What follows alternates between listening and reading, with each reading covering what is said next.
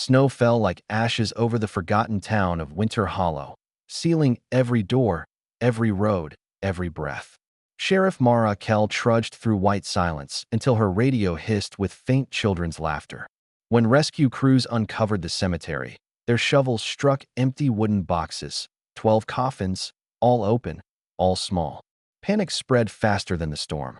Mara's flashlight flickered as she walked between the graves, her breath turning to mist. Somewhere beneath the snow, a voice whispered her name, drawn out and cold. By midnight, her radio crackled again, not with static, but with a child's lullaby from decades past, a song that hadn't been sung since the winter her brother vanished. She turned toward the sound and saw footprints appearing in fresh snow, small and barefoot, leading toward the frozen lake. The storm was no longer just weather. It was memory, waking up. The blizzard raged for days, swallowing the horizon and burying the town alive. The few who dared to step outside vanished into the white. Sheriff Mara followed their tracks to the lake, where the ice hummed like a distant drum. Beneath its surface, shadows moved, thin, twitching, childlike. In the library, she uncovered yellowed reports from 1979. A bus full of schoolchildren had plunged through this same ice. The bodies were never recovered, only sealed below by another storm. Locals had called it the winter that wouldn't die. Mara leaned closer to the frozen water and saw faint faces staring back. Her reflection dissolved among them. The snow around her pulsed like a heartbeat. Then, from deep below, she heard knocking, steady, desperate, as though the children beneath were still trying to come home.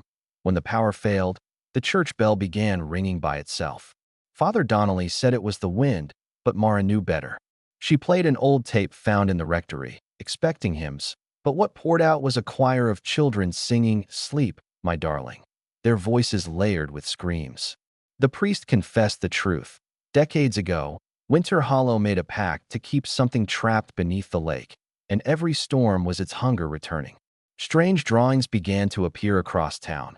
Children's sketches on walls, windows, even frost, each showing a tall woman in a red coat, surrounded by smiling, faceless kids. That night, Mara's radio turned on by itself.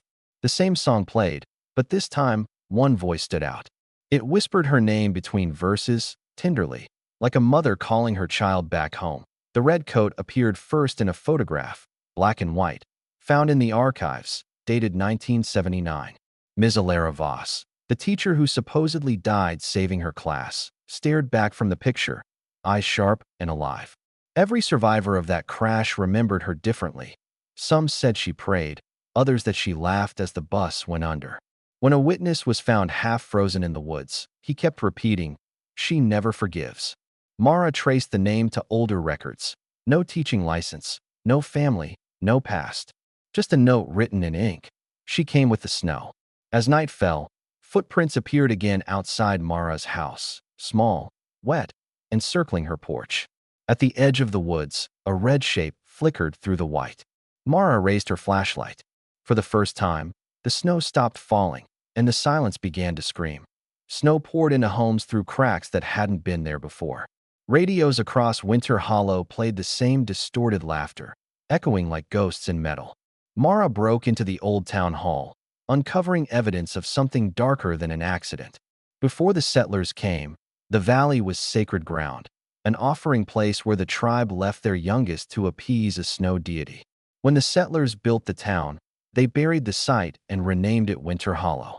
The 1979 crash was the result of digging foundations over that ground, disturbing what lay below. The pact made after was simple: sacrifice one winter's worth of silence to keep the voices buried. But this year, they'd forgotten. The storm returned to collect. As Mara read the final line of the confession, the temperature dropped. Her breath froze midair.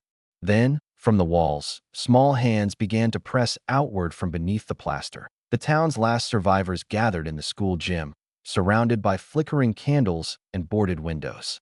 The snow outside moved like waves, alive and watching. A voice crackled through the emergency radio, "Don't answer them. They're not yours anymore." Yet some couldn't resist. A woman tore open the doors when she heard her daughter's voice. The storm swallowed her whole. Mara locked the rest inside as whispers circled the gym, soft and rhythmic. Then came the knocking, slow, steady, from every wall at once. Ice crawled across the floor, freezing the candles, darkening the air. The children's voices sang in unison now, counting backward from 12. When they reached 1, all lights died. For a heartbeat, silence held. Then, through the window, Mara saw dozens of faces pressed to the glass, pale, smiling, and waiting for her to open the door. Mara studied the burial records again, heart sinking as she counted. 13 coffins, not 12. One grave unmarked. The missing name matched her mother's, born in Winter Hollow before the town's founding. She wasn't just part of the curse, she was its origin. The storm had come for blood, not redemption.